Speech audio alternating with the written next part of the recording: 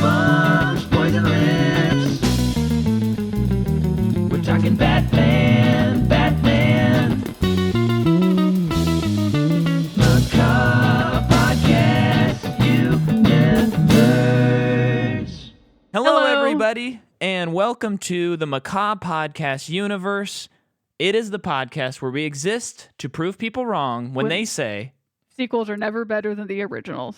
And today we are talking about the last of the first blockbuster era of Batman movies. We're talking about Batman and Robin. We have a wonderful special guest. It's Rachel Quirky Schenk. Hello, Rachel. Hello. Hello, everyone with this in your ears right now. Well, hi.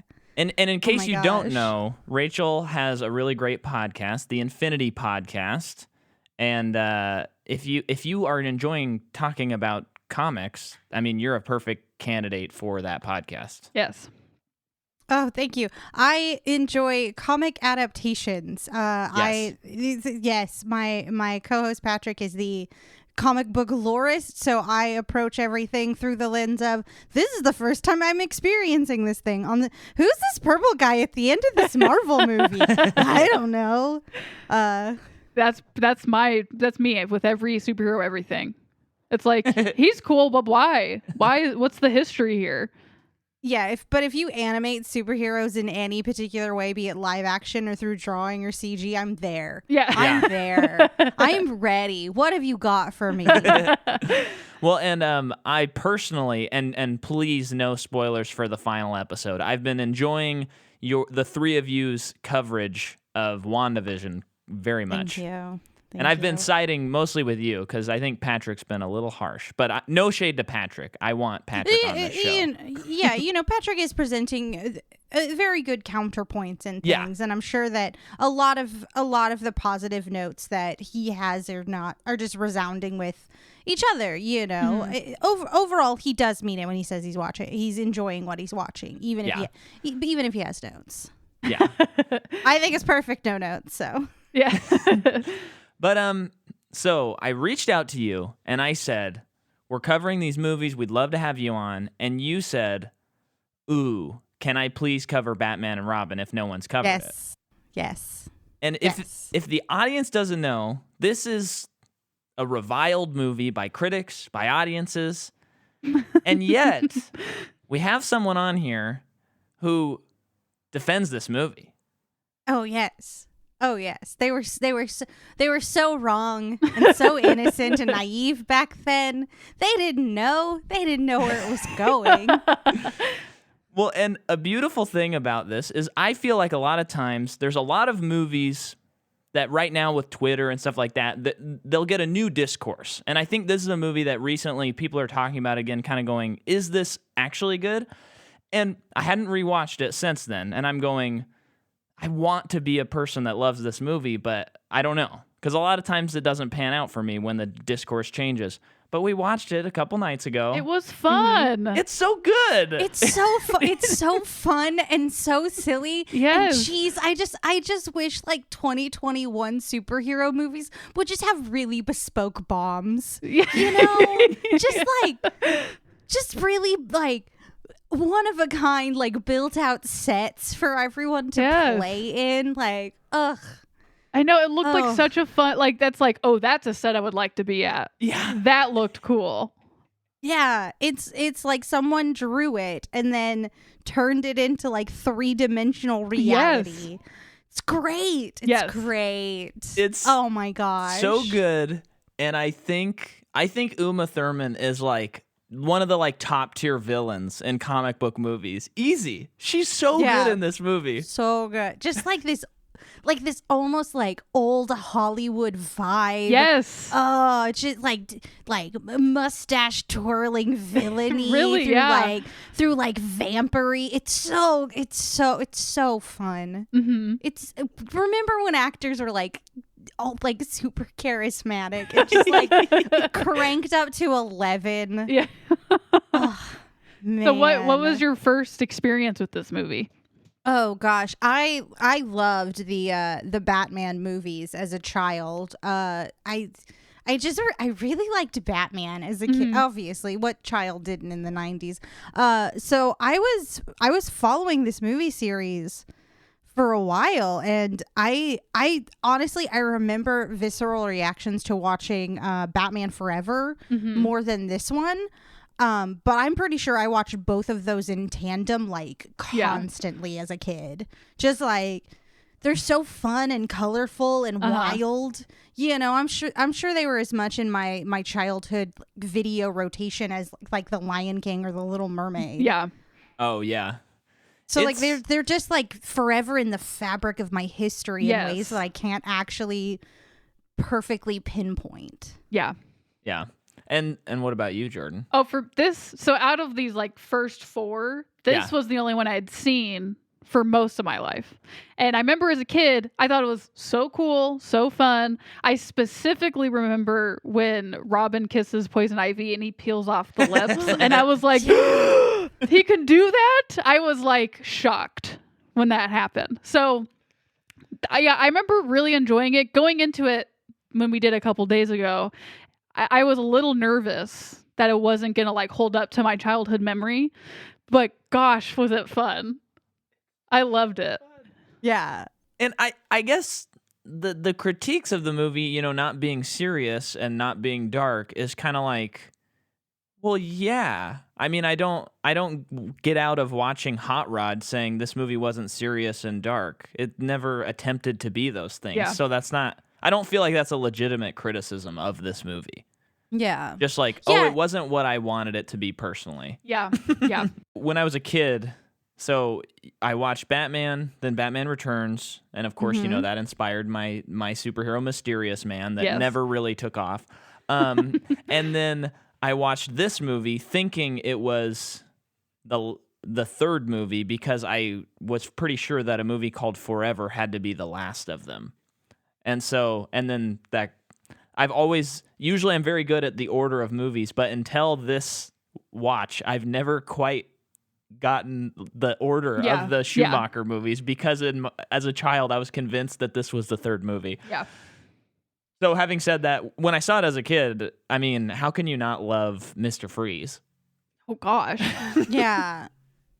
Just zany, colorful, light up costume and teeth.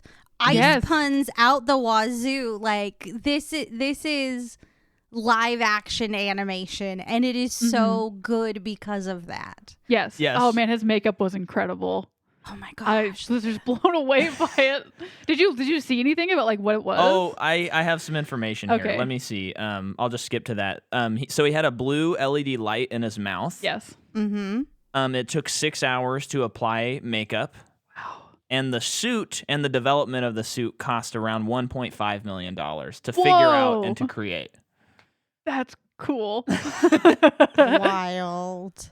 And there's a lot of pretty much Chris O'Donnell, Robin. He said that when they were filming, unless it was like a close up of Arnold, it was a double because it was just so much work to get him in all of that stuff. It's like we don't need you unless you're delivering a pun. So Interesting. So oh my gosh. Now I'm just imagining close-ups of him just in the top part of the armor, just wearing like slacks on the bottom, just like, let's kick some ice. And you know what? I'm kicking myself now because when you came up on the Zoom, I should have said, "Ice to meet you." That was such a missed opportunity. Okay. But it is ice to have you on the podcast, so thank you. It's ice to be here. So let's talk about who made this movie. It's pretty much the same crew as the last movie. They jumped like directly into this. It's only a 3-year turnaround. So you got Schumacher directing, Joel Schumacher. You have Akiva Goldsman writing it again.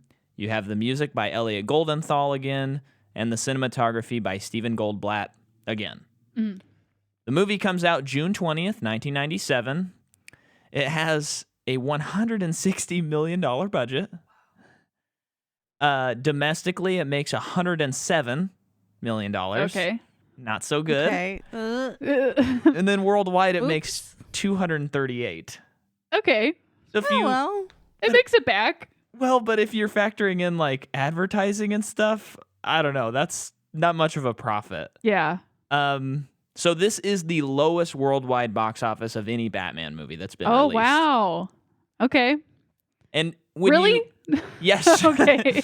when you keep that in mind, I feel like it does make sense that what is it, like 8 or 9 years before the next Batman movie? Yeah. Mm-hmm. So it's like they had to let it cool, and then they needed a completely new direction. Because even though the three of us think this movie rules and is a low-key masterpiece, everyone else is like, no. Yeah, it's hard to sway the economic systems of the past when a movie just was kind of ahead of its time, Yeah. I think something that is just like a little gem that the hype train like gobbled up and like destroyed. Yeah. Yeah. It makes sense. Yeah.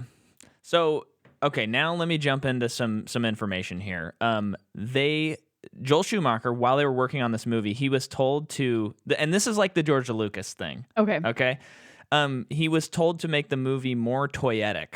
The word toyetic, and he So said, to sell toys? yes, Okay. and Yeah. toy makers actually helped create the designs in the movies. Interesting.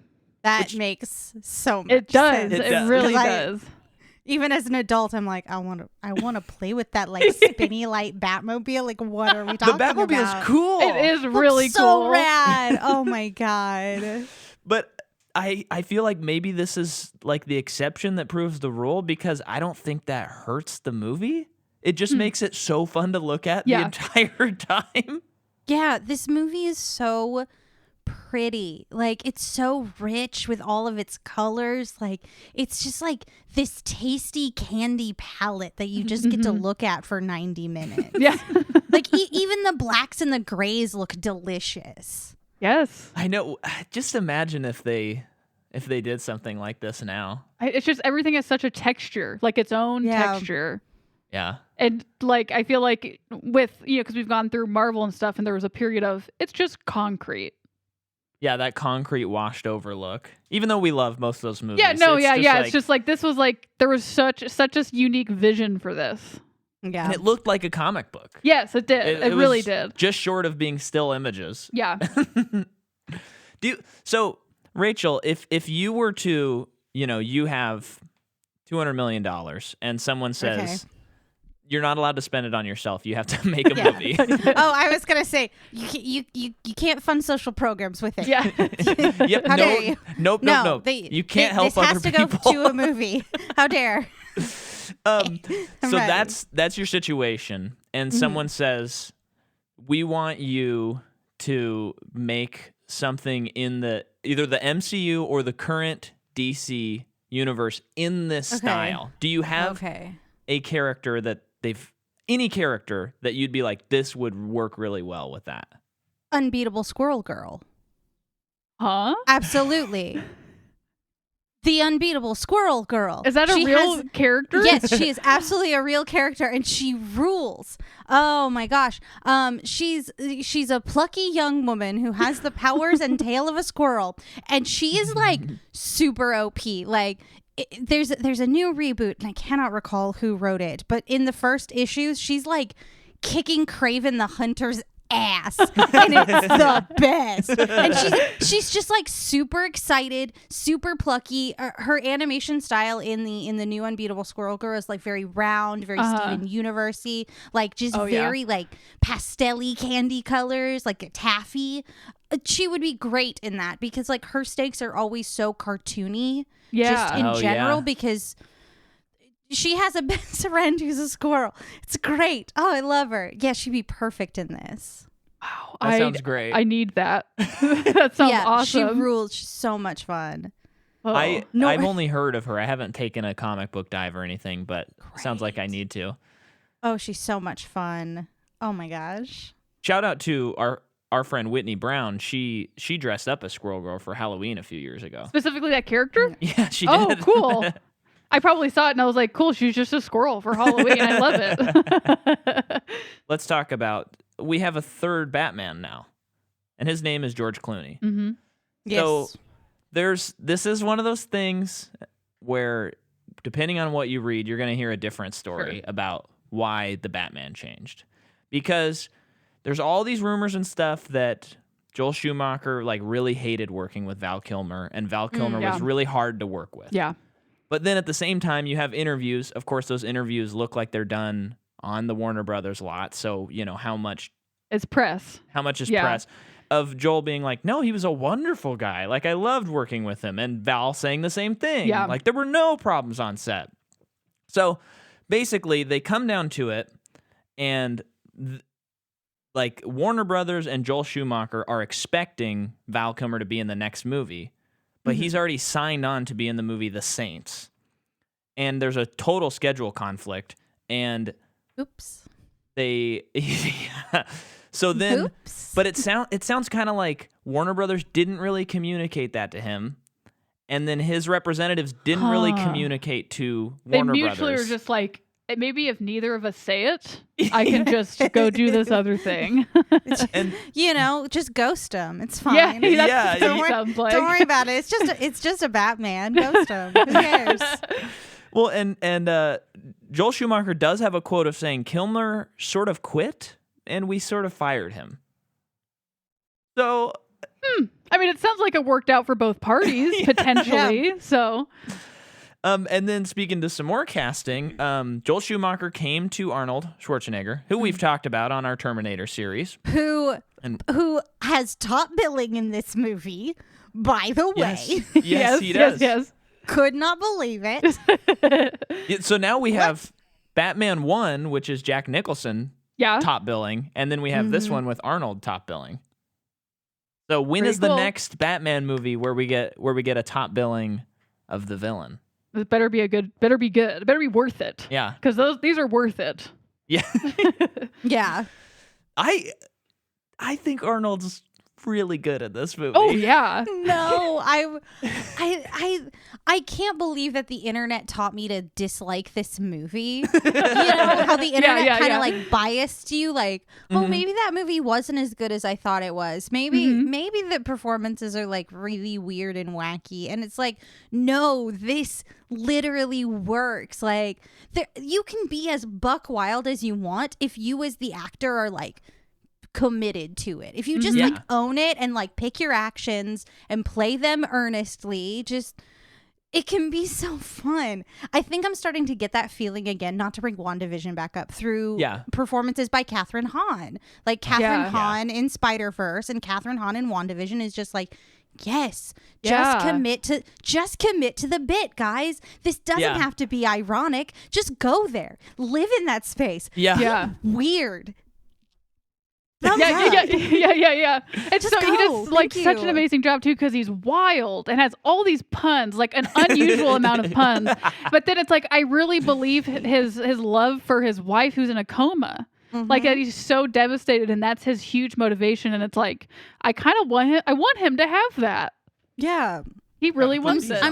I'm so glad that they don't just murder him at the end of this. I know. Right. It would feel wrong. Yeah. And no, I lost my train of thought because I think with Arnold, growing up, he is Arnold. Like, everybody knows him, everybody loves him. But then I think as I got older, I thought, but we all the people who love movies, we do get to a point where we're like, only like Martin Scorsese and Orson Welles are good. You have to go through that phase. And then once you get out of that phase, you're like, okay, cool, I love those movies, but I can also appreciate like that Arnold can do something that no other actor can do. Yeah. And no, he cannot be in There Will Be Blood and do a Daniel Day-Lewis performance. But Daniel Day-Lewis could never be Mr. Freeze. Yeah, that's interesting. There'd just be too much like gravitas to it, and you don't need that. Like, yes. Yeah. These are superheroes. They are literally drawn pictures in order that tell a story. It's okay. Yeah. Well, and I don't need Mr. Freeze's tragic backstory to take over half the movie. I see that he loves his wife and he is sad. And that's enough for me. That's all I need, especially if a big part of your audience is children. You just keep it as simple as possible. Yeah. when we've, of course, I'm sure you can guess, we've been talking about this a lot because we're talking about Batman. But there is this thing, you know, with like the Zack Snyder stuff and the upcoming Justice League 4-hour like marathon that is apparently required viewing. And then, you know, the movie we talk about way too much on this podcast, but we can't stop talking about it because it's so weird and kind of bad, and it's bad as Joker. And it's just so refreshing to watch this movie and see like, it's not this person just brooding. Because I know that Justice League is going to be the team brooding for 4 hours. Yeah. They're just... Why do we need to watch super powerful people who can just do whatever they want? Just like be sad about it, you know? Like I started watching Superman and Lois, and it is so refreshing to see a Superman that's just like, I do good because it's good, and it makes me feel good to do good, you know? Like that's all. Like I'm gonna freeze this big chunk of water, and I'm gonna like power down a nuclear plant, and it's just gonna be fine. And it's gonna be fine because I'm Superman, and it's fine. It's gonna be great. It's cool. I'm Superman. Dig Folks, it. Don't we you can love have it? fun. We're allowed to have fun when we go watch superhero movies. Oh, and can we talk about how interesting our sort of like superhero escapism has leaned so deeply into like darkness and death, and in this one it's like everybody gets frozen, but then we thaw them and they're fine. You know, nobody dies in this one. Everybody's just like, the dog is cool, it's gonna finish peeing, don't worry. Just like, and before this, I think it was everyone was hypnotized by the television, and then they're fine. Yeah, and then they're fine because Batman saved the day. It's just hijinks. It all feels like a bunch of hijinks. Yeah, not like a huge crazy conspiracy that's gonna like take over the world and kill everybody. I mean, I know that's like a lot of the times the goal, but it's just played as like, this is fun and kooky. Yeah. Well, and we're always just going to start with Gotham. We're going to do this to Gotham. And then we'll and you know what? And then we'll do the world. Yes. Gotham first, then the world. It's cool. Set up a base. I sort of feel like we've kind of, because of internet culture and like people thinking that plot holes are just, you know, not understanding what plot holes are and things of that nature. Of course, see Patrick Willems' video on plot holes. All of that stuff, I do feel like we've kind of reached a pinnacle. I think the Joker and Justice League kind of reached this, like, this is as dour as we can get. And now it is time to have, like, some more Shazams, some more Aquamans, some more Guardians. And it's okay if, like, maybe sometimes it doesn't totally make sense. Because internet culture has kind of ruined... They've kind of ruined movie plots because nobody understands, like, in real life, coincidental things happen, and you can portray that in a movie. Yeah. And sometimes what happens in our real life doesn't necessarily need to be so in a movie for us to empathize with it. For us to find, like, what matters in this story, you know, like this idea of trusting your family and expanding it and knowing that, like, love can grow out. You know, like, and that's inherent in this dumb movie where Uma Thurman kisses people and they die. I guess they don't. I guess they die. I love that moment when he gives her the keys to the bat signal, and somehow she is able to just turn it into a Robin signal, and then Robin's like, she wants me. Yeah, you're like, whatever. I've made it this far in the movie. I'm down for that. Sure. Whatever. Bane is a master craftsman. We never get to see it. Yes. Yeah, you know he did it. He made it. Yeah. Yeah. Okay, so let me jump back into a few more notes. So I don't even know if I said no. I didn't say this. Yeah. So Joel Schumacher came to Arnold. That was our whole launching point after we said the word Arnold. So much fun. Sorry, it's mostly my fault. We tangent so bad. On it's the okay. Infinity That's what we podcast. want when we have a guest, because we always go boom, boom, boom, boom, boom, but it's free. Get form through all the now. notes so we can get to the movie. Is how we usually do it. But basically, Joel came to Arnold and he said, "I want you to do this movie." And he said, "If you don't do the movie, I'm not going to direct it," and kind of left. It was like it wasn't a threat. It was like, sorry, like you're just integral. This movie's not going to work without you. So think about it. And the next day, Arnold called him and he's like, "Well, I don't want you not to do the movie, so I'm in." Nice. And Damn, then, and I thought my character was cold.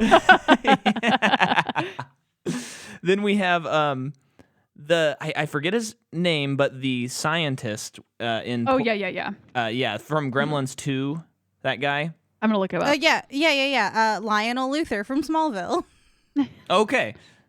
He recalls that before many takes, Schumacher would grab a megaphone and say, "Remember, everyone, this is a cartoon," and then they would call action. Wow. His name's John Glover, by the way.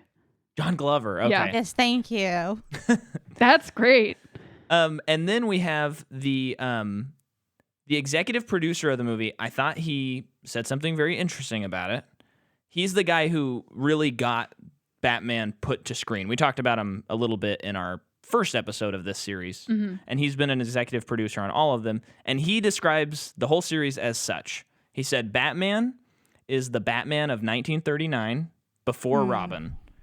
Batman Returns is more of a 90s darker Batman. Batman Forever is the 1940s to the 1950s. And then he said this movie is the 1960s. Cool. So he was kind of, I think that's a good lens to look at it. Not like this is a cohesive movie after movie after movie. It's kind of like different eras of Batman. Yeah, like representing a different era in each movie of him. And I like that a lot. I like that it's very cool. much. It's cool. Yeah, these first 4 Batmans are all quite lovely as movies. Like they're very fun to watch. Yeah. You know, but like adding that extra lens, like of course you can see that in the first Batman with its like incredibly like dark and grim and like black and white feeling aesthetic with like the gothic look.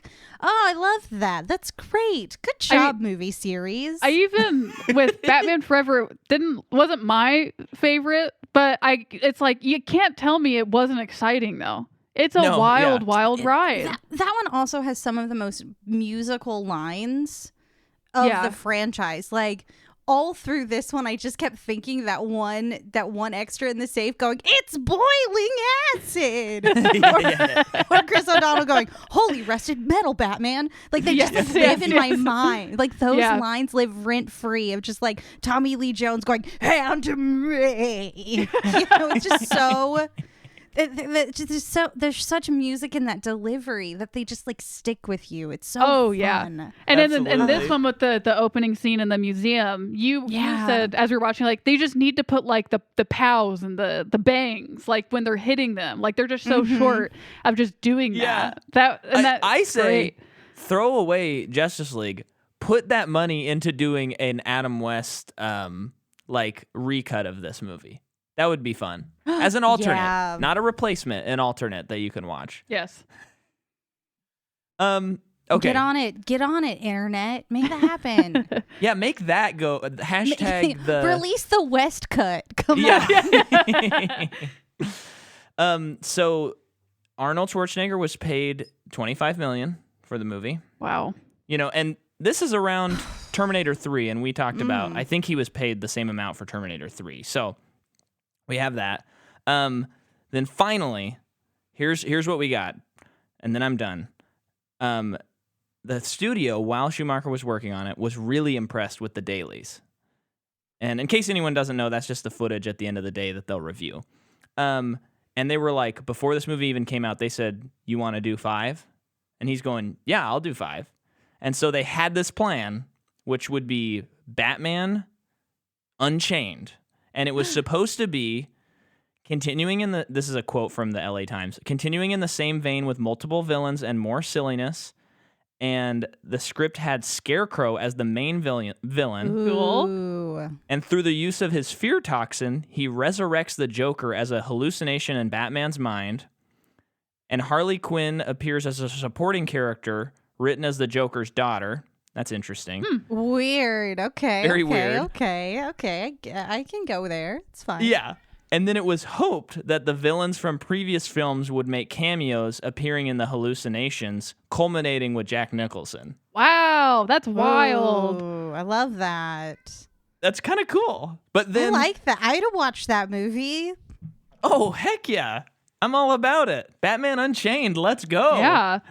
But then the movie came out and Schumacher was like, my heart's not in this anymore. I don't want to Yeah. make it. Oh, And yeah. also, the studio definitely did not want to have him anymore. Yeah. So, Yeah. The bummer. and then it dies until the old Time Master himself comes around, which we'll talk about later. Yeah. So I'll just go through actors quickly. Yeah.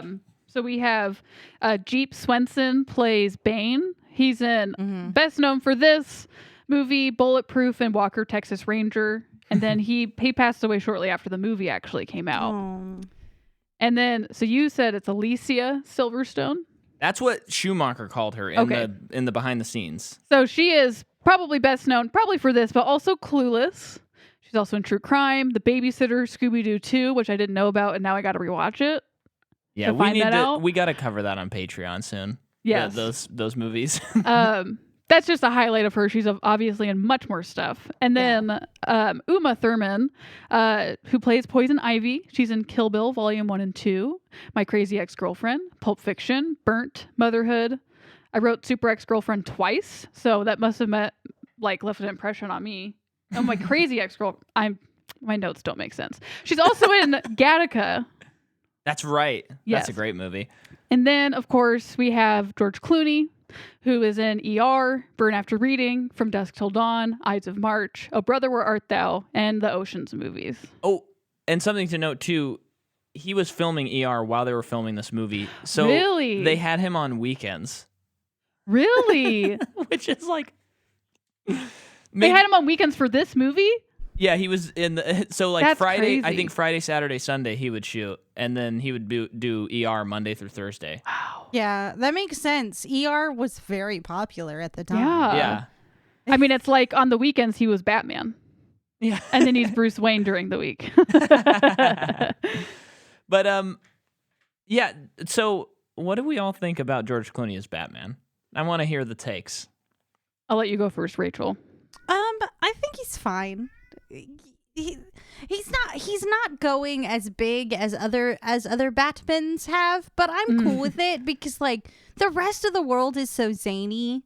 Mhm. And it's kind of nice to have someone who's a bit more grounded in what's going Yeah. on. It makes it Yeah. a little more like palatable, especially if we're going to have such a heartfelt and serious B plot with Yes. Alfred being ill and like Batman trying to have to, cope with the loss of another parental figure. I think it's just calm enough that it works on an emotional level, and it's also centering for the rest of this like wacky movie. You know? Oh yeah, that's a really good way to look at it. I think I definitely like him better than Val Kilmer for Batman and Bruce. But also, I just love George Clooney. Yeah. So- Also, just like that's a charisma machine, and you have to actively direct him to be bad. Yeah. It's Yeah. He's just one of those actors that's just like point a camera at him. It's fine. Don't worry about it. That's it's gonna like work out. Yeah. So it's like even if he's not like the best Batman, you got George Clooney in this movie. Yeah. That's great.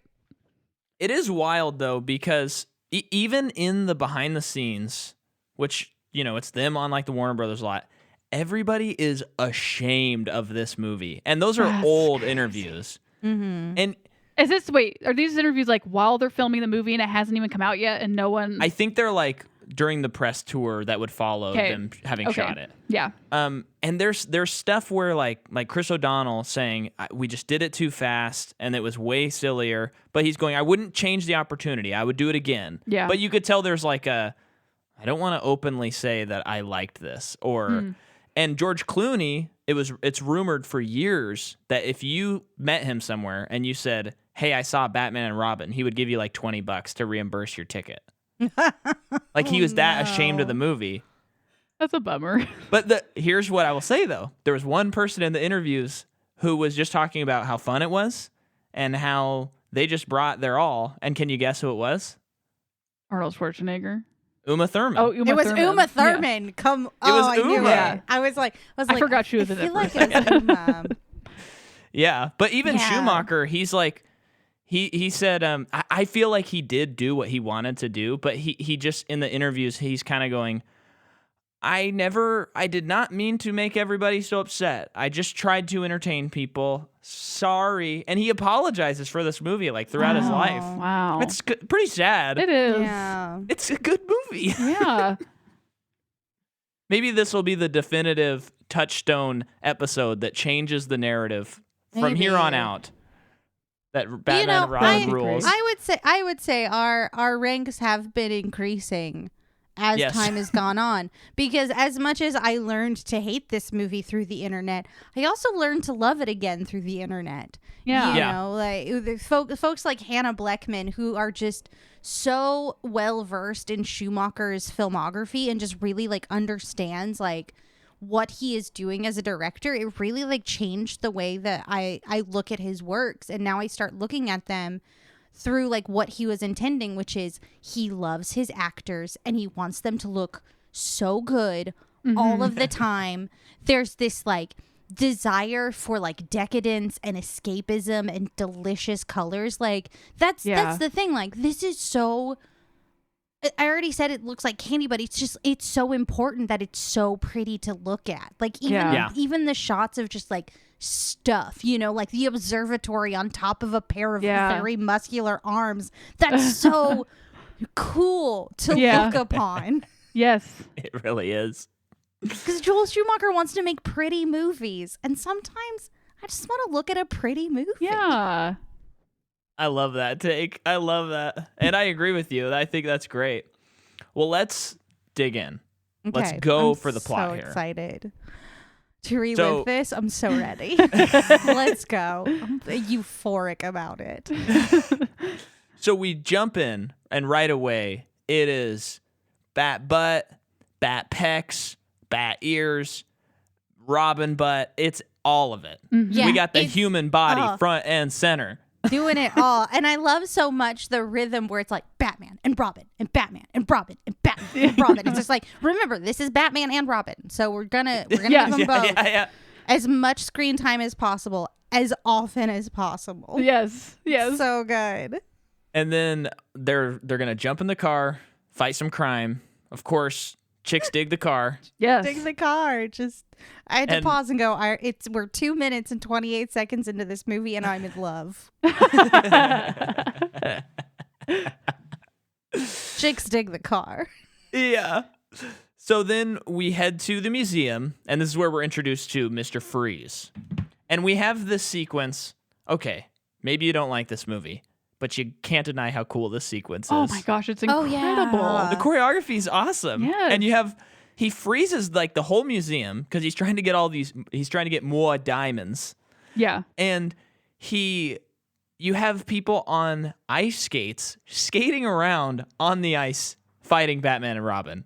Yeah. If that's not cool, I have no definition Well, of it does cool. get cooler because Batman and Robin are there fighting and their boots become ice skates. Yeah, and then so they- it and does then get they- cooler. And then they play hockey with they play diamond Yes. hockey with minions. It's great. And what's even funnier is like, that kind of imagery, like it's cool to us, but that was like the pinnacle of cool at the 90s of just like this shorthand of like, yeah, Batman and Robin are really cool. They play hockey and ride Yeah. They come to play. motorcycles. They come to party.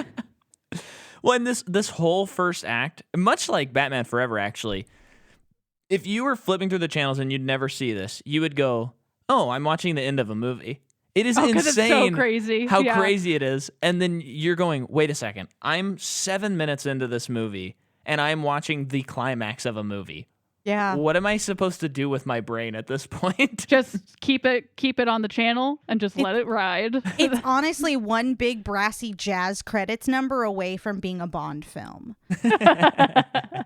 Seriously. Seriously, it's like that kind of like cold open stakes of just like we're gonna lay it all out. He's gonna jump from a train. Don't worry. Yeah. The whole message of this movie is just like, don't worry, it's fine. Yeah. Just have Don't fun worry. because we all are. George is here. Arnold is here. We built ice bombs. Don't worry. Yeah. The message of this movie is, doesn't a Pepsi and Coke sound good right now with some popcorn? Yeah.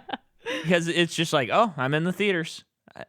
Oh Let's yeah, go. the essential Voila. theater. I need viewing. extra butter on this popcorn. Yeah. Yeah. So, I love the insanity of Robin is chasing Mr. Freeze. He jumps and he gets frozen. Mm-hmm. And then Batman puts him in water, and Yes. he has a gun that can heat the water, and it'll take 11 minutes. And right then and there, 11 minutes, I did not realize it at that moment, but that is like the gun in the closet. That's the magic for number. the rest of Yeah. the movie, where it's like, we only have 11 minutes until the whole Earth is ruined. 11 Yeah. minutes this, 11 minutes that. But that happened. Didn't that Right. happen directly after Mr. Freeze took Batman up into space to freeze him? Yep. Oh, how could I forget? That's wild too. Yeah, because And this is the beginning. both of them have hot laser guns Yes. that they use to save one another from ice. Good Well, job, and- Batman. You did it. All of this feels like, and I've not watched the Adam West Batman movie, but we're folks, if you're listening now, it's on our Patreon and came out 2 days ago, I Yeah. believe, and we will have watched it by then. But I think, in that movie, there's like, what is there, like a shark repellent bomb? Yes. And there's all this specific stuff that's like, no one would ever have this. And this movie has that feel to me where it's yeah. like, they have skates. They were just prepared for this guy they've never seen before. And they're just ready to go. Yeah. And guess what? Don't worry about it. Yep. Don't worry about it. They've got everything. If they need it, they've got it. Even at near the end when Alicia Silverstone finds the lair and the computer Alfred's like, I knew this day would come. And it's like, you did? You knew this was going to happen? I got you, girl. Don't worry about it. Yeah. Oh, it's so great. Well, and what's just great is that Alfred is definitely a technical genius. He is like Yes. running Batman. Without Batman, you don't have Alfred, according to this movie. Or Yeah. without Alfred, you don't have Batman. Yeah. Excuse me. But his password for that USB stick is Peg. I can't believe it. That's the most unbelievable password It's scene just such maybe ever. a fun movie thing. It's just basically his password was password. And it's Yeah. fine. Yeah. Don't worry about it. Honestly, the password was easier than password because he literally had it written down on He a picture next to the computer. It just says Peg. And to dismantle and take down Batman was just 3 simple letters. And they're just visible the whole time. And she was supposed to ship it to his brother. Like, someone's gonna find this on the way. This is a No. bad plan, but it's Yeah. fine. Yeah. So now, we've had this showdown with Mr. Freeze. Yes. And then we meet this disheveled scientist Mm-hmm. who, in this movie, my goodness, does Uma Thurman's daughter and her look so much alike in this Yeah. movie. Yeah. I'm totally forgetting her name. I Isn't am it too. Robin something, I think? I can't remember I at think all. so. Robin is either the actor's name or their name in Stranger Things. I'll look it Yeah, up. I gotta know now. Oh, it's Mia. No. Is it? Oh, Come on. Quicker. sorry. I shouldn't have I don't want to edit any I of shouldn't this. have looked. Yeah. Which season are they on? 3? Or they've done 3? Yeah, she's in 3. Let's see. Yeah. Let's see. I shouldn't have looked up the show. The cast Isn't is too big. the last Maya. Sorry, Maya Yeah. Hawke. Maya Maya Hawke. Hawke. Yeah. Okay. Yeah, it was uncanny in a lot of this movie. Yes. Yeah. She looks so young and she looks so great. She always has Oh looked my so great. And gosh. it's just crazy to look at something that's like, to me, 1997 doesn't feel that old, which sucks because I'm getting old. So it's like, oh, she looks No, young you're not. at a time. I thought she was just young forever. Yeah. Like, she looks younger than I even thought that she ever looked. Yeah. Yeah.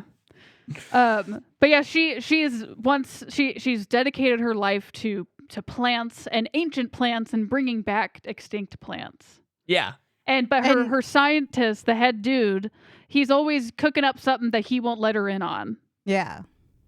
And he needs a Solum. I mean, if we're going to be doing, a Harley Quinn movie, a Joker movie, we need this Doctor movie. Well, Same actor.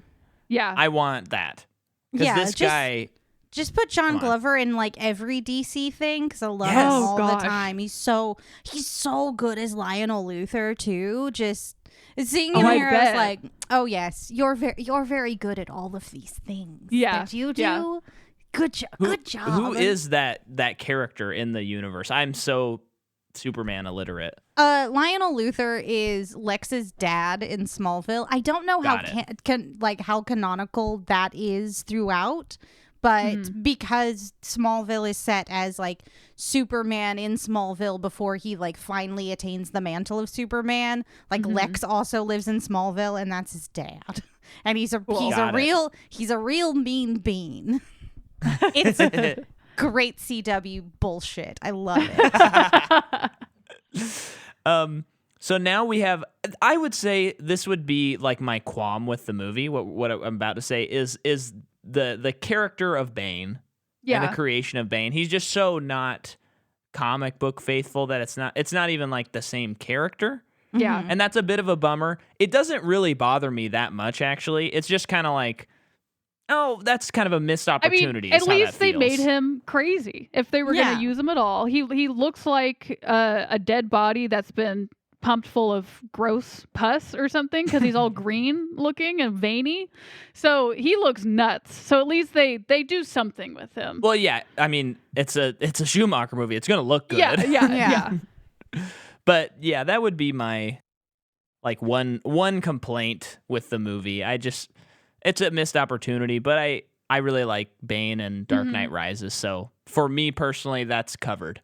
Yeah, I have a movie where I get to be excited about Bane. Yeah, and it's also really delightful to have this like giant monster man who's just like work company. It's just very fun just to be like, he gets it, but like, boy oh boy, wow. I love it. I can't even be mad. I'm just like, it's so weird in this weird movie. When he later, I guess, like kind of in the climax when he's setting up all the ice bombs, he just keeps saying bomb, and he says it like 5 times. It's so great. Oh man! I mean, they had to. Otherwise, you've been like, "What are these icicles?" They're bombs. Yeah. Thanks, Bane. You really did some expository lifting just there. Yes, he did with one word too. Proud of you. Good job, baby boy. What a glow up. I think though that he looks kind of cute in the fedora and detective jacket when he's driving Poison Ivy around. Yeah. Just okay. It's in his cute little hat. Yeah. It's far too small for that man. And even though it looks a little janky because of some of the CG, I kind of love his shrinking and enlarging effects. They look kind of cool. Oh, I thought they were pretty good. Yeah. Like, I thought those read like real nice. Just yeah. like, ooh, yuck. Yeah, right. So this is a little bit of a deep cut for our listeners, but I just have to shout out our Jurassic World Fallen Kingdom episode because this movie reminded me of that movie in that the scientist said, let's start the bidding at $10 million. And I thought, that makes sense. That's a good place to start the bid instead of how in Jurassic World Fallen Kingdom, they were like getting really excited that they had this one-of-a-kind dinosaur and they had just got past $20 million. And I was like, what are you talking about? This thing's got to be worth like $100. It's a velociraptor. Yeah. These don't exist. Yeah. So I think he starts at a fair bid. Yeah. I didn't think that's funny. Yeah. I mean, if we're going to talk about how nonsensical this movie is, that made a lot of sense to me. Yeah, this apparatus could topple regimes. Like 10 million's kind of low ballpark here. Like Yeah. we're gonna ease into it at a cool 10 mil. Ease into it. Just ease But into I mean, it. There you go. there were so many dinosaurs in that movie, and they were getting so excited when they're like 1 million, 2 million, 5. Yeah. And they got really excited when they were getting above 20 for one of those extinct dinosaurs. Yep, and that's why, that movie doesn't work as well, and this one works just fine. It's great. Batman and Robin, better movie. I can stand on that hill. Yeah. So that happens. She witnesses it, and he doesn't want her to witness what he's doing, right? And that's why he gets upset with her. Yeah. And kills her. Yeah. Yeah, and all the chemicals. And, the only way to get a Batman villain is to throw them down somewhere. Yeah, where And there's put where there's poison on top nasty of them. liquid. Yeah. It's all nasty liquid. Yes. Because you have Joker, Toxic nasty waste. liquid. Nasty liquid. You have Catwoman thrown off a building. Penguin. She gets licked by cats. Nasty Yes. liquid. Yes. Penguin is thrown into the sewers. Nasty liquid. Yeah. Two-Face gets liquid thrown at him. And it's pretty nasty. That's a nasty burn liquid right there. Yeah. Riddler, not so much. He just becomes his own thing. Yeah. Yeah. But then, Poison Ivy gets thrown down, and a bunch of nasty liquid gets thrown on her. Bane gets she's injected with a fine. bunch of nasty liquid. Yes. Mr. Freeze falls into some really cold nasty liquid that's He just does. so cold. Like Even that's true. Robin falls into some nasty, Nasty. melted ice cream liquid. Yeah. Must not have been nasty enough though, because he's still a good guy. Yeah, he should have got the proportionate strength of ice cream. Yeah, and you know what? The sheer amount that Jim Carrey probably spit on the set of Batman Forever probably counts as nasty liquid. Yeah. Fair So point. nasty liquid is the equivalent to radioactivity and gamma rays in the Marvel universe. Yes. That's what we're learning. Yeah, there you go. It's cosmic radioactive background, or nasty liquid, which the two genders. Okay, so now let's talk a little bit about Alfred and his part of the film. Oh, why don't you hit us off? You had such a strong reaction. Oh my gosh, what a sweet Alfred. What a sweet man. Just I just want to hug that Alfred so bad. Like he's so good. Taking care of his niece, being patient. Obviously he is written to be the heart of the movie, for he is the character that brings all the bat adjacent people together, but this performance is so tender and sweet, and you don't want him to die. It's great. It's great that you're just please don't die, Alfred. I love you. Yeah. Oh, he doesn't have to hit anyone. It's awesome. Yeah. He's just I always think- there when you need him. Oh, I'm sorry. Go ahead. That's all. Oh, I think the Alfred storyline and his acting is much better in the Schumacher movies. Just out of all of them. He's got a lot more to do, and I think that that's the iconic Alfred to me. So it's like you have Michael Keaton, iconic Batman, and then you have I'm forgetting his name, but this Alfred in these movies is he's more iconic than the Batman, I think, or doing a better job, I would say. But he's more well written. Michael Go. I'm assuming that's how you say his last name. But yeah. Maybe it's Gog. Maybe. Probably not. Maybe though. it's goch. Yeah, Ugh. maybe. So yeah, he's getting sick. Mm-hmm. So that's going to be the thrust of the movie. Yeah. And of course, when you find out that he has McGregor's disease, stage 1, I think we can fix it. because Mr. Freeze can fix stage 1 of it, Yeah. but not other stages. Not later stages And where it folks, progressed too don't far. worry about it. Don't worry about it. We're probably gonna get the cure from him at some point. Why would we said it there? Don't worry about it. Yeah. It's me, And- Joel. Don't worry about it. It's fine. So one thing I wanted to talk about is Chris O'Connell, I think, is a direct link to Chris Evans' Human Torch. And is the link that gets us from you have Chris O'Donnell, and he's trying to be cool, get the ladies, and then Chris So Evans as the 90s. Human Torch is such a early 2000s like bridge to what would become like the modern cool superhero. Yes. I co-sign this take. Yes. Just that very stereotypical, like, young, brash, know-it-all dude who just wants to, like, kiss a lot of ladies and, like, and ride his wheeled vessel of choice, be it a skateboard or a motorcycle. Yes. And then eventually it's like the stages of becoming a man, maybe. You start as Chris O'Donnell, then you get into your Human Torch phase, and then if you do things right, you become Captain America. Yeah. That's just maturity. He just Chris Evans just was given more of an opportunity to mature Yeah. as a superhero. He's had more time. Yeah. But yeah, Chris O'Connell, he's just so he knows what he's doing. He knows what he's here for. Oh yeah. I mean, everyone does in this movie. They all do such a great job, but he does play the rebellious. Like he wants more room. He wants more trust in this role, and he does such a great job with it. The only thing I would knock about his performance is there is not a scene where he does his laundry like in Batman Forever, and that's a huge bummer, I think. Yeah. Big missed opportunity. If you don't remember, there's that scene absolutely where he twists it using his toes. That lives rent free in my head forever. Like, when he like punches it in midair, it's great. Yeah. Stop it. So- that you're talking about an important film in my awakening. So much of that movie, I'm just like, oh, I didn't know people felt this way about other people.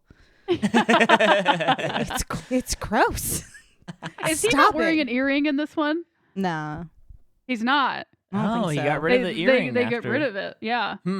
I just remember in the Batman Forever, he has it when he's is it Dick Grayson? That's his character. Which is just like, okay, this is so 90s to me.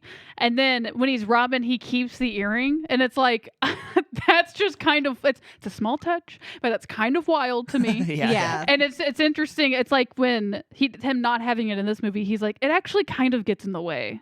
It gets caught on stuff. Yeah, he's like, I'm done. Yeah. Also, there's all this nasty liquid around. Like, maybe let that heal up. But like, gross. Yeah, I don't think it's good for your line of work. No. I do like though how they don't really call him they always call him Robin, but like I think it's the first time in the movie Bruce Wayne is mad at him and he calls him Dick. He's like, Dick. Yeah. He says it in such a I didn't know I couldn't remember that was his name. I just thought he called him a dick. Yeah, and you're like, what the heck? It's either Robin or it's Master Grayson, and that's all we get for a lot of it. Because this is a movie for kids, you know. Yes. For children. Watch that potty language. Yeah.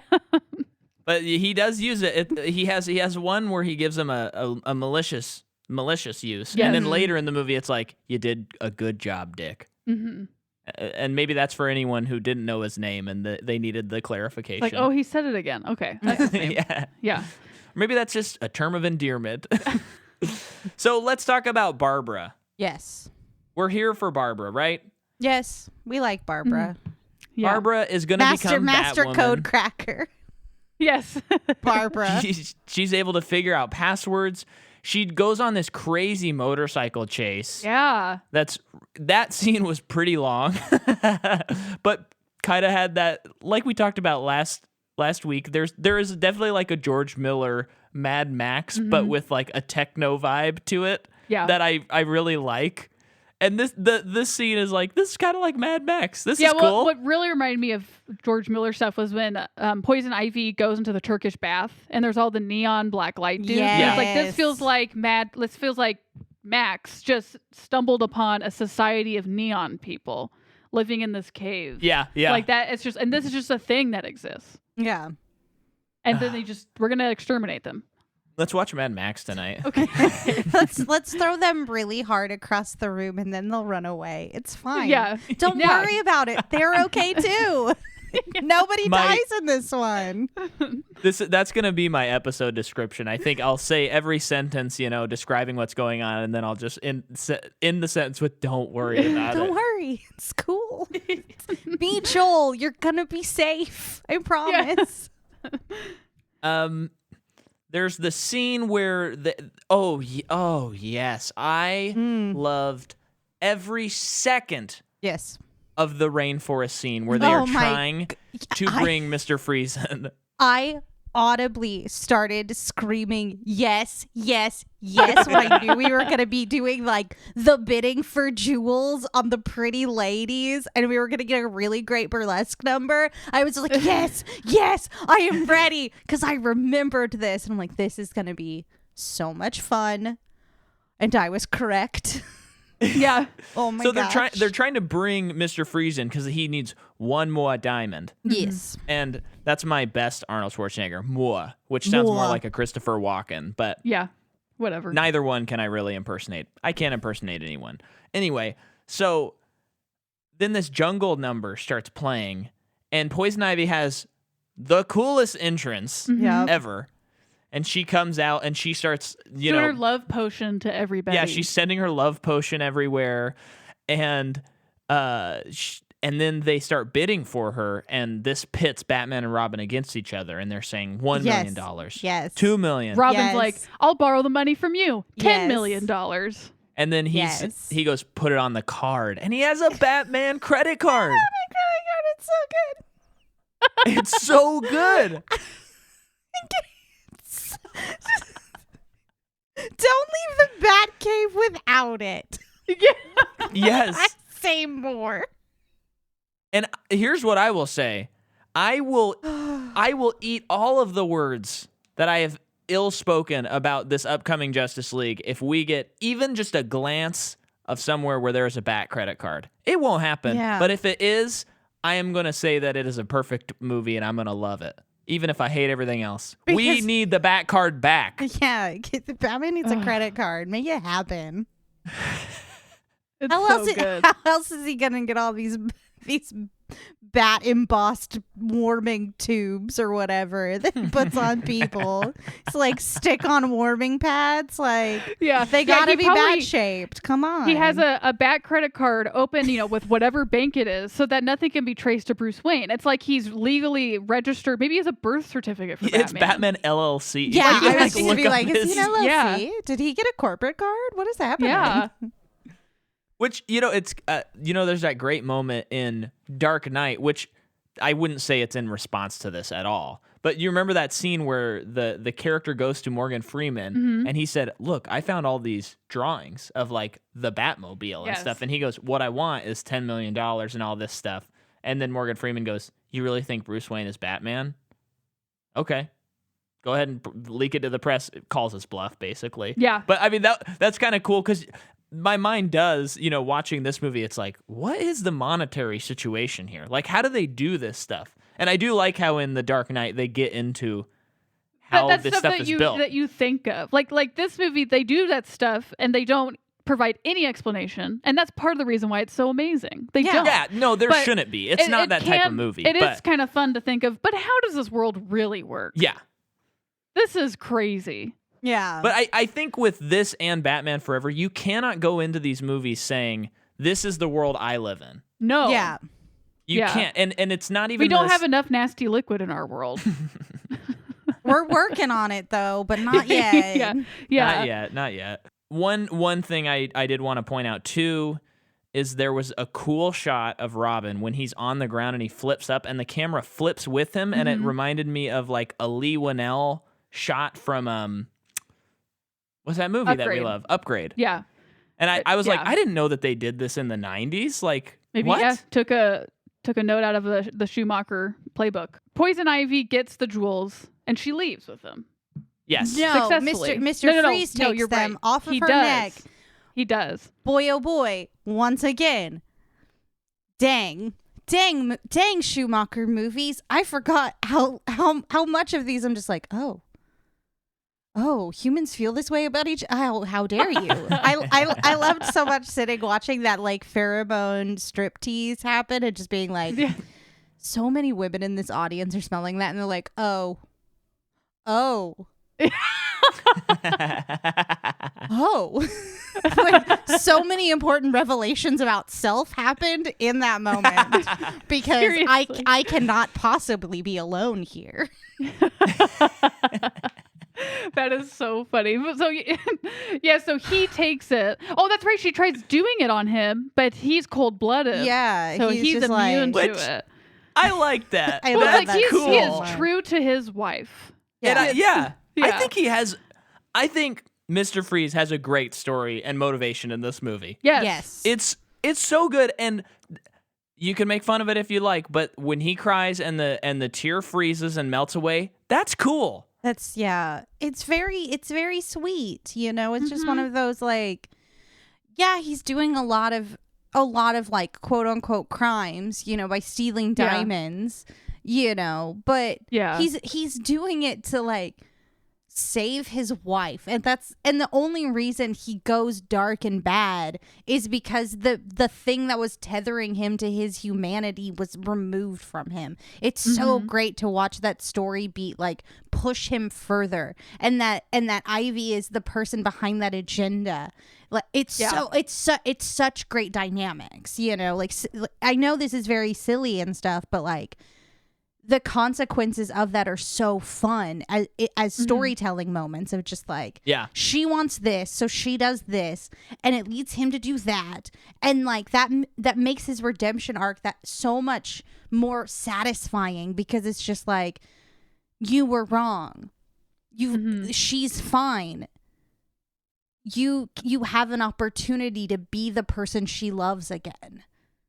Yeah. Ugh. And I mean, That's it. just because That's the movie. we're talking movie. about him, like I love, like you said, that he doesn't die, and then Batman's like, we're gonna help you figure this out. Yeah. Mhm. I mean, that's great. That's him being cool. a good guy. That's Like, Batman. Yeah, like there's material good that you are doing, and we believe that while you have gone astray, the light that you can bring back from within for other people is enough that we believe in you. We believe in your rehabilitation. We think that you can be the man who took the Hippocratic Oath to do no harm once more. It's great. It's Yeah. great. Great. And I mean, not to mention Mr. Freeze, when he is gonna like seemingly about to die, he helps Batman so that he can save Pennywise. The old Pennywise. Pennywise. Pennywise. Clown? I'm sorry.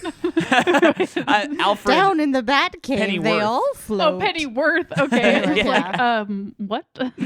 But and that's, I don't know, that all of everything with Arnold just works so well for me. All the Mr. Freeze stuff. No. I think it's really good storytelling. Mhm. It's really good. It's just so simple. Like everything that's going on. When like the Christopher Nolan ones, I love them. But I do think, I mean, it's been a while since I've seen them too, but I do feel like they get kind of convoluted.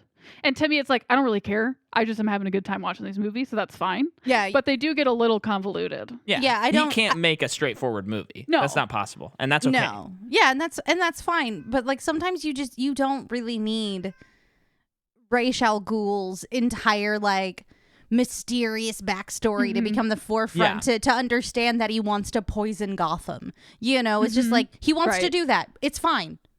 Don't worry about it. Yeah. He's bad. He's good. Good will stop the bad. Yeah. Yeah. That's it. So what we want another one of these movies. Pretty much. Absolutely. That's the bottom line. Beyond all measure. It's just put actors in fun costumes in real places, have them like do dance fights around each other. Like it'll be fun. You know, just knowing that so many human hands like built things for this. Yeah. Yeah. For like physical interaction like that, like it is very tactile. You are correct in the take of like all these textures feel real because they are real. You know, that flower puppet that eats Ivy is It's real. incredible. It looks so good. I've been watching a lot of the Muppet Show recently as well. Oh, and it's just nice. like I just love like the ingenuity of putting interesting things in physical spaces. you know? Yeah. Yeah. I mean, even they even went down to, I think this was, where was this at? But she holds up like a Venus flytrap, but it's not that. It reminded me of Little Shop of Horrors plant. Yeah. She like held this thing up and is like, someone just made that and it's super detailed and it's in this shot for like 2 seconds. And there's someone underneath it probably that's like working it. And Like turning a crank, or like someone on an RC controller, you know, just like off camera. It's so cool and it's so effective, and it makes the story just like feel real for how unreal it is. Yeah. You know? Well, this movie actually just has that same feeling I had when we watched Gremlins 2. Yeah. And I'm just like, this is great. None of this makes any sense. And I need this to be way longer. Yeah. Because this is way too cool. Yeah. And that's like kind of, I mean, we take it for granted, but I mean, in a way that's sort of like subversive. Like that's a little bit of subversive storytelling of kind of, because I don't think anyone who is writing this movie and being a part of it is going, well, how do they, like, they know that what they're doing logically doesn't make sense. Yeah, and they're choosing how do to do diamonds become lasers? Like, yes. Yeah. how does that? How are you getting light to refract through space on satellite? It doesn't matter. Don't worry about it. No, yeah. Literally, it's cool. Yeah, the only thing that makes sense is diamonds are expensive and bad guys steal the expensive diamonds. Yeah. So that's why the lasers work. Yeah, it's great. Mr. Freeze doesn't want to screw over the poor. He just wants to steal diamonds, which have arbitrary value in our society. It's great. Maybe just let him have them. Just like, who cares? Like, Yeah. they're just diamonds. Like, he's trying to save a life. Like, let's really think about this. It's too delightful. Oh my It's gosh. I'm just so happy that when you had sent me the response and you said you wanted to do this, I'm going, I hope we like it and it's not us being like, I don't like it and you're just really amped. And it wasn't. It's just us all being amped about this movie. Having such a good time. Like, I feel like I'm dangling from a telescope screaming yes to Batman. Like I'm watching a wrestling match. That is so... I loved that so much. Just like these two scientists. Just like having this like Waldorf and Statler-esque commentary while dangling from a telescope. It's just so...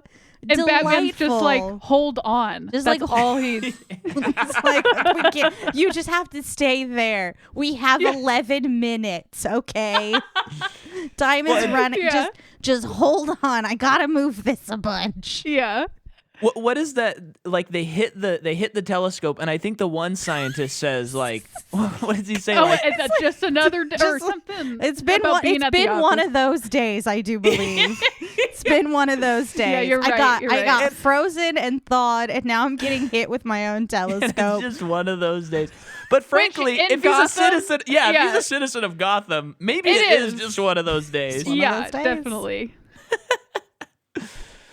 But oh man. We should talk about Batwoman a little bit. Of course. Yeah. I was gonna kind of get to that, but like I'd like before she kind of comes into the picture a little bit, like Robin and Batman's dynamic, I think they do a really good job. And then like with Alfred, like you said, it just makes their story stronger because it's a movie about family, and Bruce is about to lose. Well, all of them are about to potentially lose a member of the family, which makes him, more, I don't know, like protective of Robin. Yeah. It all makes sense. It all checks out. And I just love more towards the end when Batman didn't, save Robin. And Robin's like, how come you didn't do it this time? Like, I knew you could do it. I trusted you. It's so pure. Because you are a bird and I had to push you out of the nest. It's fine. Yes. Yeah. Finally, he was ready to push him out. Yeah. I love you. But, with Batgirl, I love that they gave her. Wait, is it Batgirl or Batwoman? It's Batgirl. Or is there a difference? Okay. There's a difference. Batwoman is. Wait. Hold on. Maybe Batwoman's just an older Barbara Gordon. Doesn't matter. This isn't Barbara Gordon in this one, so who cares? Don't worry about it. Don't worry about it. This is Alfred Pennyworth Neats. Yeah. Yeah. Good. And she- Farewell lore. It's you go sit Yeah. in the corner for a while. We're gonna do this version. Thank you. Yes, and this is the version. This is Yeah, I think I love that they give her all of the body shots when she gets the suit on, like just like the beginning. It's like, yeah, she's gonna get them too, guys. Yeah. The There was real- a pretty funny. Oh, I'm sorry. What? Oh, I was gonna say the real feminism should have been having Batgirl nipples as well. That's the only thing I have a note of. Just like, Yeah, if you're gonna do nipples on the boys, get it together. So that's funny that you mentioned that. That was what I was about to say. Well, a little bit different, but Schumacher said, he said, I did not know there would be such a controversy about bat nipples. We tried to make these. We looked at like Greek statues and tried to make like peak physical people. okay, Yeah. that makes according sense. to like history. Sure. And then he said, so when we got to Batwoman, he said, we didn't want to be sexist. So he actually said it. He's like, we didn't want to be sexist, so we tried to do a little bit of nipple, but we couldn't go too much. That was his. Yeah. Which I'm like, I see what you're saying. I mean, we're still dealing with the morality standard difference between like quote unquote male presenting nipples and quote unquote female presenting nipples. Like we're still having this debate. Yeah. Right. Even here in the year of our Lord 2021. Yeah. So the fact that maybe he even was trying to figure out, I don't know, a compromise, something. I don't know. Do It's you like, think? Do you think they had? I'm sure they did. Like they have these molds up on the wall, and they're like, too much, not enough. wow. I need about Probably. I'm sure they like did. 70% less nipple. Like this is a cartoon. It's for children, so let's turn that nipple dial way down. Yeah. And I mean, frankly, you can't talk about this movie without talking about nipples. Yeah. No. So I'm glad we had that conversation. Yeah. And for the record, I am very pro bat nipples. Thank you. Loved them. I think it's such a bold, weird choice. And thinking about the in fiction discussion about that is just, it's worth its weight in nipples. Yeah. Well, it's so weird just thinking that Alfred is making these suits. He made that clear in the movie. Yeah. So Alfred is just like, Bruce, I think you'd look really nice with some nipples. Robin, I believe so as well. And I really need to accentuate your guys' butts. Yeah. Very, Really? very clearly. It's like, okay, all right. Don't That worry. is a clear choice. I bought out the Don't entire worry. Costco's supply of baby powder. You're gonna be fine. Yes. You're good. We're good for a couple weeks at least. Yeah. Also, I with noticed that something supply. really interesting about the way the costumes worked for this. That the capes had little loops that attached at the knees. It was such a Oh. bizarre choice, but I think I it did was. not I see think that. it was made because they flip upside down, and if you've noticed, when they flip upside down, their capes don't go upside down; they stay because they're attached by this little like loop at the knee. And I noticed it while they were Oh. running, and like a couple times they Oh, were flipping. I was weird. like, I get that. That makes sense Yeah. for like Yeah. the logistics of what this costume needs to do, but also like I'm gonna get leg braces for capes. That sounds like a really great way to get about town.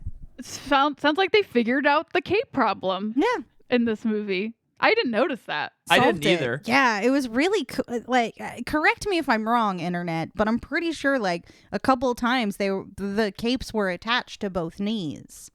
Wow. Yeah, That's very interesting. It is just so funny. I just love that Incredibles just completely in one scene destroyed Cape's functionality. Yeah. With Edna Mode describing to Mr. Incredible that he can't have a cape. Yep.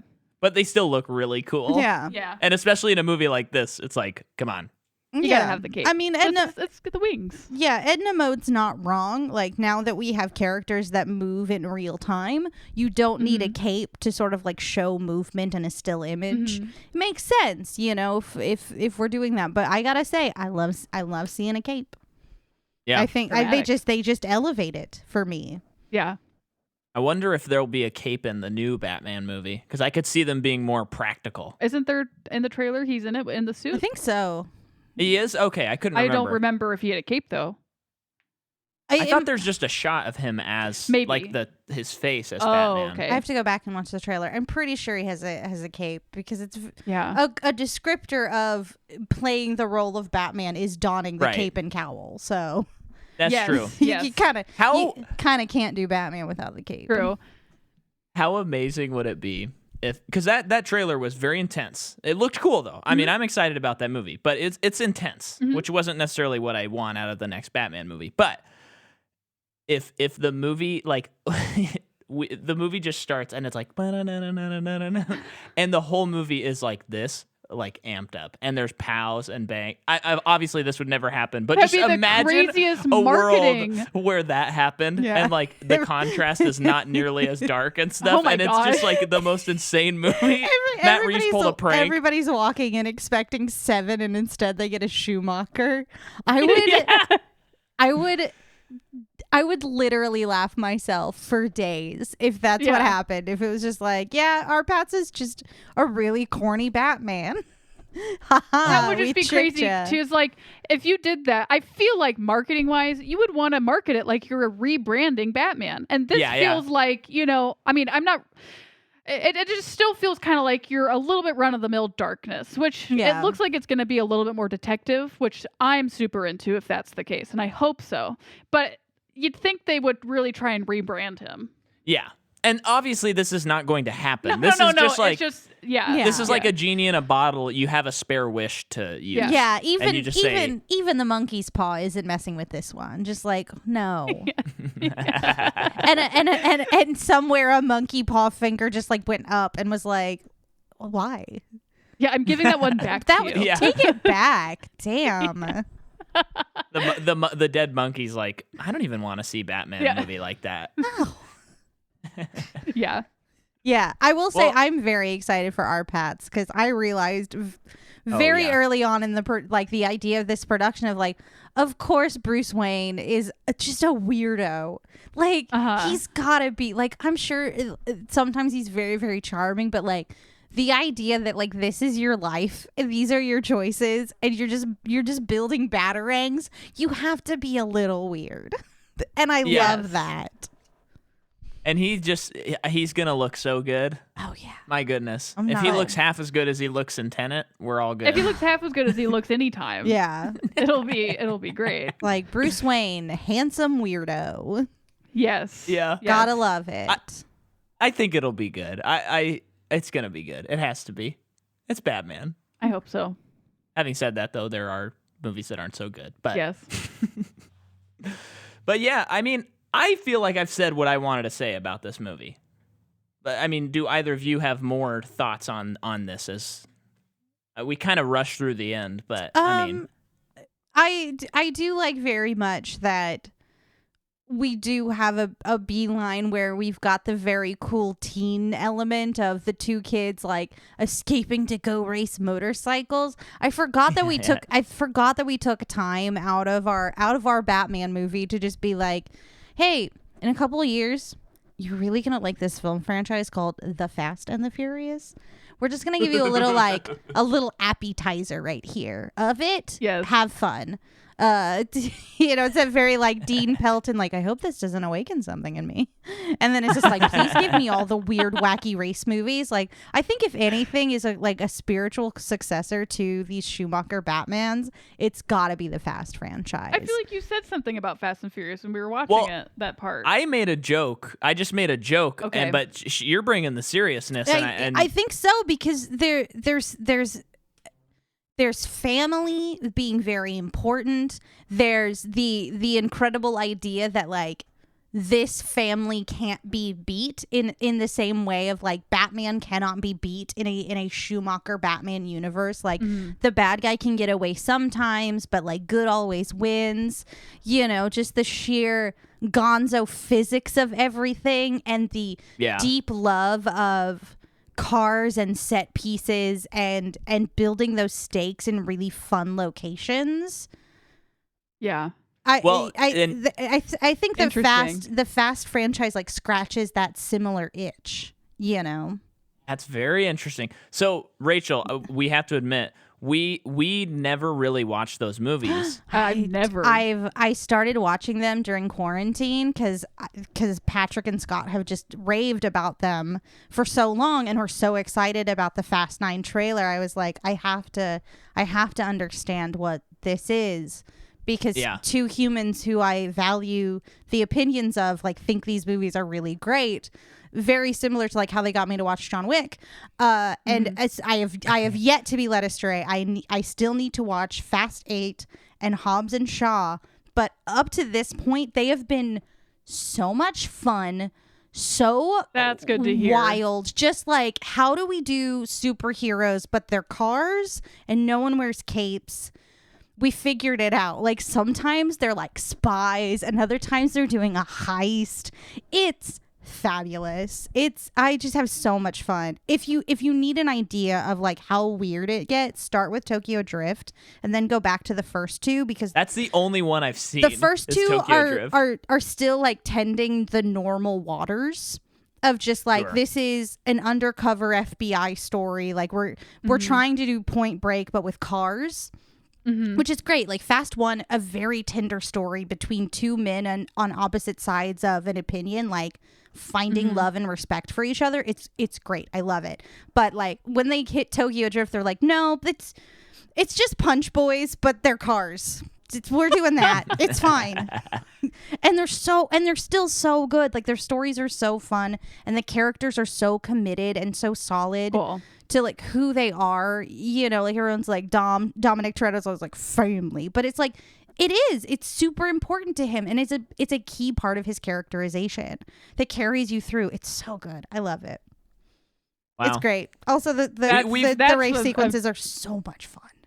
Yeah. We've heard it's great, but that might be the most passionate explanation of it to me, and wow, that made me like less trepid. Like, what am I saying? We've kind of been saving it like whenever we cover that series, that's when we'll jump in, because we'll have the fun narrative that we don't normally have, where we're like, everyone says this is good, and we're coming in fresh, 20 years late to the party. So as one who started watching them in earnest at the end of last year, just like. They're great. Okay. Like very similar. Well, maybe that's when we'll have you back on. Yeah, very similar to John Wick, and just like the description of it makes it sound like it's not as good as it is, and then you watch it and you're just like, no, this is some people doing some really great craft, in very like heightened ways.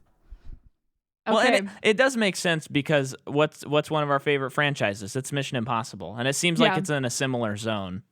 Yeah. Just like craziness galore. Yeah. Like what stunts can we do? Let's do them. Right. Yeah. Right. But man, this movie rules. Yeah. I think it's cool. Talking about it made me like it even more, and I came into it already liking it so much. Yeah. Could you give us the original 4 ranking of what you personally think is the best Batman and your least favorite of the first 4? Ooh, that's so tough, because they all are doing something so different, and they're just so anarchic for me. Like, ooh, you don't have to if you really can't. I think in terms of like the ones that live with me the most, I think that's the best way for me to do it. It's got to be Batman Forever. Then, and this is not a ranking of which ones I think are best, because I think they're all doing different things, and like Burton is doing some interesting craft with his, and I think Schumacher is doing some interesting craft in like both of their philosophies. I think these are very endemic of their directors, which is not to say one is better or worse. They're just very different. But more moments in Batman Forever live rent free in my head, followed very closely by Batman and Robin. For me, Michelle Pfeiffer's performance in Batman Returns carries that a lot more for me than Nicholson in the regular Batman. Though the moment of Let's Get Nuts is like a cultural like touchstone now, and that's very So in terms of like ones that, if you asked me what do I remember the most of, it would be Batman Forever, Batman and Robin, Batman Returns, and then Batman. Cool. Yeah. Wow. Jordan, what's your ranking? I think for me, it would be Batman, Batman and Robin, Batman Returns, and then Batman Forever. That's the same for me. Yeah? Yeah. The original Batman, I think I just have more of a connection to it because I saw that movie and it just was the first superhero movie I saw, and it, like, speaking of awakenings, I was just like, this is what superheroes are? Like, I want to, like, read about these and like, this is so cool. Yeah.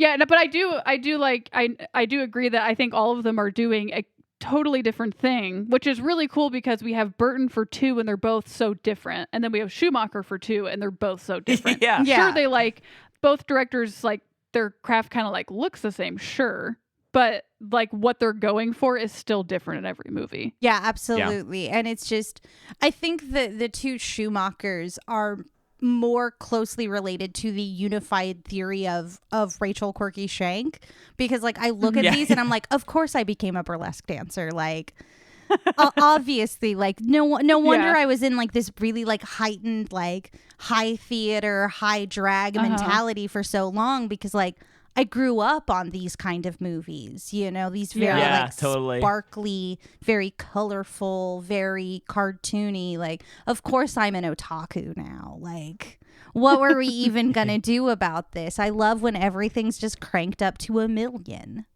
Mm-hmm. Yeah, that's great. Well, unless you got anything else on the movie, do you have anything to plug? Oh my gosh. And I hope you do. Please find me on the internets. I'm in lots of places. Go check out my shit posting on Twitter at I am Rachel Quirky.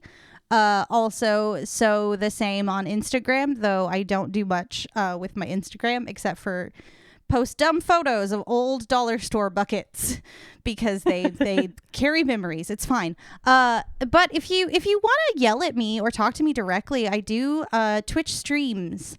My partner and I play Twitch on Monday nights, Thursday nights, and Saturdays. You can go to twitch.tv/Rachel_Quirky. Currently, we are doing a playthrough of Phoenix Wright Ace Attorney. It's so much fun. It's such a good game.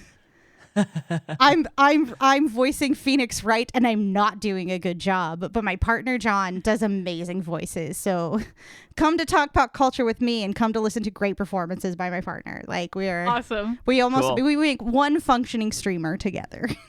Love it. Cool. Well, and definitely listeners, check out the Infinity Podcast. Oh, yes. My podcasts, of course. I do 2 of them. The Infinity Podcast with Patrick H. Willems of YouTube fame and Scott Thomas of I Know This Much Is True fame. And then I also do an interview show podcast with my friend Matt, a.k.a. Stormageddon, called Screen Snark, where we talk about movies and TV and what they mean to us and our guests. Please also know that you both are on my short list for that. Ooh. We'd love to come on. Yeah. That'd be cool. Make more noise in more places. Yeah. Well, what do we love? Movies. Yes. And the more we can talk about it, the happier we are. Ding ding. But folks, for you listeners at home, as you know, we're at the end of part 1 of our Batman exploration, and we're going to take a quick trilogy break, and then we'll go into the Dark Knight. So, next week. Still in the comic book vein. But not really, but kind of. A little bit more original. But by original, you mean? We're going to be talking for the next 3 weeks about Unbreakable and Split and the misunderstood but definitely masterpiece Glass. Wow. And if you haven't seen, I guess if you've have not seen Split, sorry for the spoiler, but you should have seen it by now. Yeah, so we will be talking about that next week, and can't wait. One of my favorite series of movies. Love it. Can't wait to talk about M. Night. Oh, yeah. Finally. But anyway, thank you for coming on, Rachel. Thank you so much for having me. Thank you so much. This was a delight. Thank you. I'm so glad. I don't think Clooney had a better time on one of his weekends than I did just now. Oh, come on. You're too kind. Wow. Love it. Well, we'll see you later, guests. And, see you later. I mean, that sums it up. Don't worry about Don't worry about it. Bye. Micah Jordan. Rachel, Quirky, Schenk.